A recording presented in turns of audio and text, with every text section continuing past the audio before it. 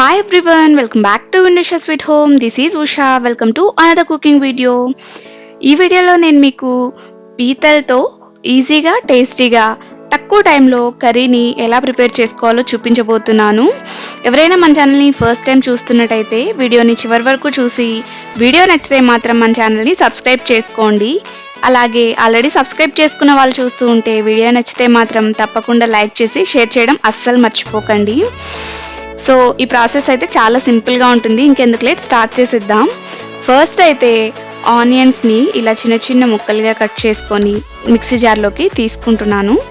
అలాగే ఇందులోకి కొంచెం చెక్క అలాగే కొద్దిగా లవంగాలు వేసుకొని మిక్సీ పట్టేసుకుంటున్నాను. ఇక్కడ చూస్తున్నారు కదా, నేను పీతల్ని అయితే తీసుకొచ్చాను. అంటే ఆల్రెడీ క్లీన్ చేసి ఇచ్చేసారు వాళ్ళు నీట్గా. సో మనం ఒకసారి ఇంటికి వచ్చిన తర్వాత క్లీన్ చేసుకోవాలి కదా, వాళ్ళు నీట్గా కట్ చేసి అన్నీ క్లీన్ చేసి పైన అంతా షెల్స్ అవి ఉంటాయి కదా, వాటన్నింటినీ తీసేసి నీట్గా చేసి ఇచ్చారు. మనము ఇంటికి వచ్చిన తర్వాత నీట్గా వాష్ చేసుకొని కుక్ చేసుకోవాలి కదా, లైక్ ఏ నాన్ వెజ్ అయినా సరే. సో చూస్తున్నారు కదా, బ్లూ పీతలు అయితే నేను తీసుకున్నాను. ఇవి సీ పీతలు.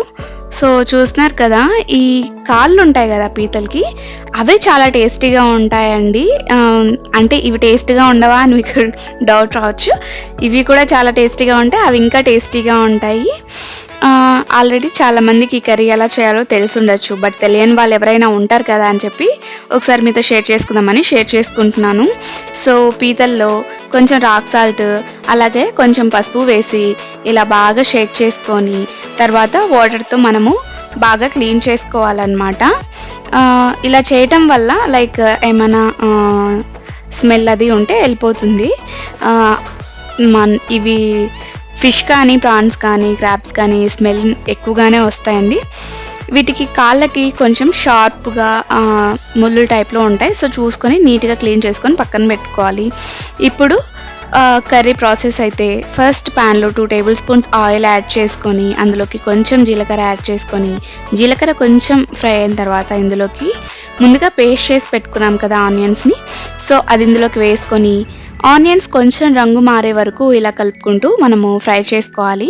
ఇప్పుడు ఇందులోకి 1 స్పూన్ అల్లం వెల్లుల్లి పేస్ట్ యాడ్ చేసుకొని అల్లం వెల్లుల్లి పేస్ట్ రా స్మెల్ పోయే వరకు మనము ఇలా మిక్స్ చేసుకుంటూ బాగా కలుపుకుంటూ ఫ్రై చేసుకోవాలి. ఇప్పుడు ఇందులోకి 2 గ్రీన్ చిల్లీస్ని ఇలా నేను సన్నగా స్లైస్ చేసుకొని యాడ్ చేసుకుంటున్నాను. మనం కారం యాడ్ చేస్తాం కాబట్టి గ్రీన్ చిల్లీస్ తక్కువైనా పర్వాలేదు. ఇప్పుడు ఇందులోకి రుచికి సరిపడా కారం, ధనియా పౌడర్ అలాగే జీరా పౌడర్, కొద్దిగా పసుపు, చిటికెడు గరం మసాలా అలాగే చిటికెడు మెంతి పౌడర్ని కూడా యాడ్ చేసుకొని మసాలాస్ అంతా రా స్మెల్ పోయే వరకు బాగా ఫ్రై చేసుకోవాలి. ఇలా కలుపుకుంటూ ఫ్రై చేసుకోవాలి. సో మసాలాస్ అంతా కూడా ఫ్రై అయిన తర్వాత ఇందులోకి మనం క్లీన్ చేసి పెట్టుకున్నాం కదా పీతల్ని, వాటిని యాడ్ చేసుకోవాలి. చాలామంది కాళ్ళని పడేస్తూ ఉంటారు. సో వాటిల్లోనే చాలా టేస్ట్ ఉంటుందని నేను పదే చెప్తున్నాను. ఇక్కడ నేను చేసిన మిస్టేక్ ఏంటంటే మీరు ఆల్రెడీ గమనించారనుకుంటాను, చాలా చిన్నది తీసుకున్నాను అనమాట కుక్ చేయడానికి పాత్ర. సో మీరు కొంచెం పెద్దది తీసుకున్నారంటే మీకు ఇలా మిక్స్ చేసుకోవడానికి ఈజీగా ఉంటుందని గుర్తుపెట్టుకోండి మీరు వండేటప్పుడు. ఇప్పుడు బాగా కలుపుకున్న తర్వాత ఇందులోకి రుచికి సరిపడా సాల్ట్ యాడ్ చేసుకోండి. సాల్ట్ చూసుకొని వేసుకోండి. సాల్ట్ వేసుకున్న తర్వాత బాగా మిక్స్ చేసుకొని జస్ట్ ఒక 50 ml వాటర్ని అయితే ఇక్కడ నేను యాడ్ చేస్తున్నాను. యాడ్ చేసి ఒకసారి బాగా కలిపేసుకొని మూత పెట్టి అట్లీస్ట్ ఒక 5 to 7 minutes మనము లో ఫ్లేమ్లో కుక్ చేసుకోవాలి. అలా కుక్ చేయటం వల్ల మనకి పీతల్లో ఉన్న వాటర్ అంతా కూడా సపరేట్ అయ్యి బాగా బాయిల్ అవుతాయి అన్నమాట పీతలు.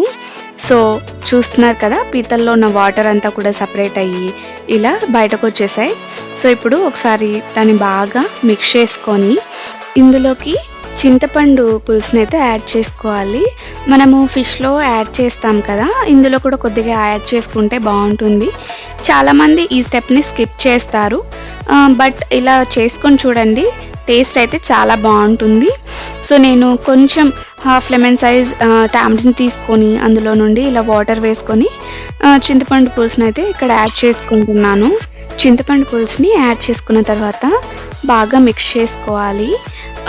ముక్కలన్నింటికి బాగా మిక్స్ అయ్యేలా మిక్స్ చేసుకొని మూత పెట్టి లో ఫ్లేమ్లో ఒక 5 మినిట్స్ ఉడికించుకున్న తర్వాత ఇందులోకి నేను ఒక 2 ఇంచ్ మైన కొబ్బరి తీసుకొని దాన్ని చిన్న చిన్న ముక్కలుగా చేసుకొని పేస్ట్ చేసుకొని అది ఇందులోకి యాడ్ చేసుకున్నాను. అది యాడ్ చేసుకున్న తర్వాత బాగా మిక్స్ చేసుకొని మళ్ళీ మూత పెట్టి లో ఫ్లేమ్లో 5 మినిట్స్ మనము ఉడికించుకోవాలి. ఈ ప్రాసెస్ అంతా కూడా మనము లో ఫ్లేమ్లోనే కుక్ చేసుకోవాలి. లో ఫ్లేమ్లో కుక్ చేసుకుంటేనే టేస్ట్ అనేది చాలా బాగా వస్తుంది. ఈ కర్రీ అనే కాదు, ఏ కర్రీ అయినా కూడా లో ఫ్లేమ్లో కుక్ చేసుకుంటేనే వాటి అరోమాస్ అంతా కూడా కర్రీలో వచ్చి చాలా టేస్టీగా ఉంటుంది. సో చూసారు కదా, కర్రీ అయితే ఆల్మోస్ట్ డన్.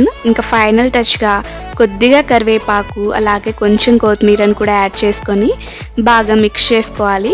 కరివేపాకుని స్టార్టింగ్లో వేయకుండా ఇక్కడ వేస్తేనే మంచి ఫ్లేవర్ అనేది ఉంటుంది.